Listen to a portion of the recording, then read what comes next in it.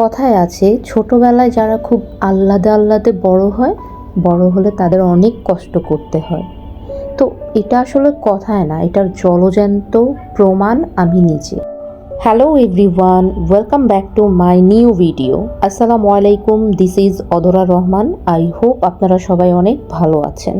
আমিও আপনাদের দোয়ায় ভালো আছি, আলহামদুলিল্লাহ। তো গাইজ, আমি আজকে অনেক দিন পর শাড়ি পরেছি, খুবই সুন্দর একটা শাড়ি।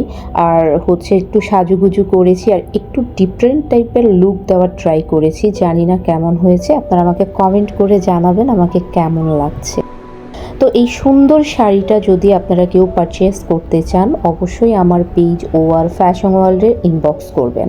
তো গাইজ, আমি আজকে আপনাদের সাথে আমার ছোটবেলার কিছু স্মৃতি শেয়ার করব, যে স্মৃতিগুলো আমাকে অলওয়েজ কাঁদায় আবার হাসায়, বাট বেশিরভাগ সময় আমাকে কাঁদায়।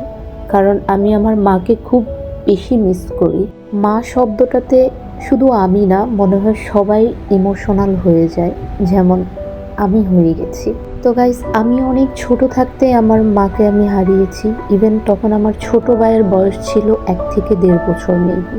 আমার মার সাথে হয়তো আমার বেশি স্মৃতি নাই, বাট যতটুকু আছে আমার কিছু কিছু জিনিস মনে আছে, পুরোটা হয়তো নাই। আমি আমার আপু আর বাবার থেকে যতটুকু শুনেছি, আমি খুবই আদরের ছিলাম। এতটাই আদরের ছিলাম যে আসলে কষ্ট কি জিনিস আমি এটা কখনোই বুঝতাম না। বুঝবো কি করে, কারণ আমার মা যখন ছিল আমি আসলে কষ্টর সম্মুখীন কখনো হই নাই। অথচ কষ্ট এখন আমার সঙ্গী হয়ে গেছে, সব সময় আমার সঙ্গে থাকে, আমাকে ছাড়া তার ভালোই লাগে না। আম্মু আমাকে খাওয়ায়া দিত, চুল বেঁধে দিত, গোসল করায়া দিত, কত আদর করতো। আম্মুকে জড়ায়া ধরে শোয়া ছাড়া আমার ঘুমিয়ে আসতো না। আর আজকে কত বছর আমি আমার মাকেই দেখি না। মায়ের আদর, স্নেহ, ভালোবাসা পাই না।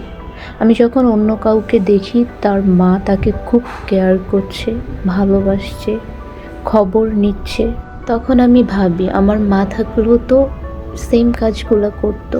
আমার খুব খারাপ লাগে তখন, বাট কাউকে বলতে পারি না। সবাই আমার মায়ের জন্য দোয়া করবেন। ভালো থাকবেন, সুস্থ থাকবেন। আসসালামু আলাইকুম।